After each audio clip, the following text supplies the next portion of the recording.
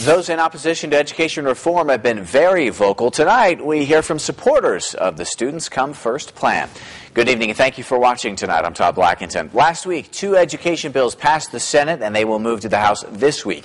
While voting by the House body is expected Thursday, it's a topic that has many parents, teachers, and students concerned.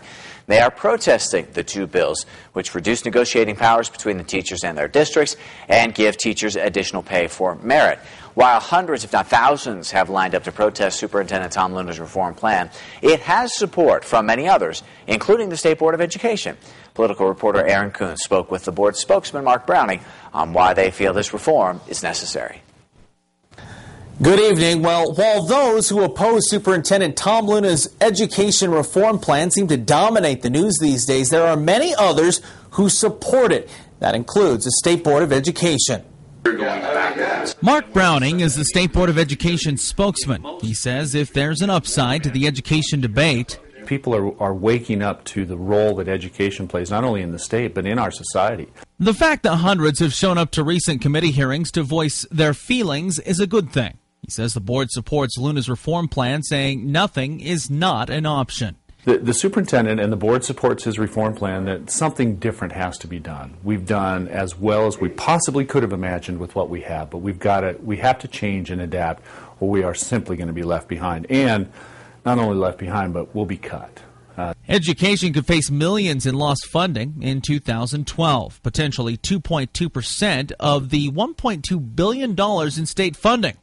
But change is never easy. But as a mindset, and I think as an industry, we have to start looking at continually improving the way we're doing things. And sometimes looking in the mirror is a little difficult and it's painful. Change, says Browning, extends to higher education as well, although at this point he says there's little room to shave funding. It's hard to even imagine, but it's more pain.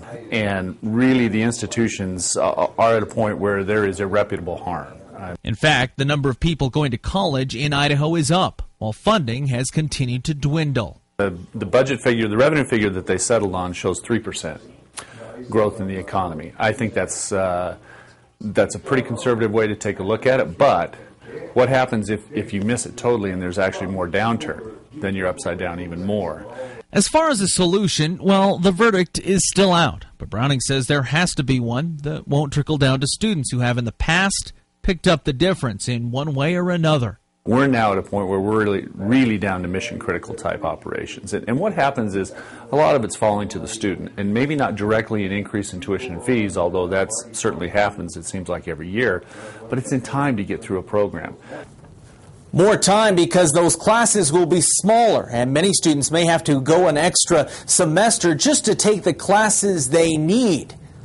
Back to you.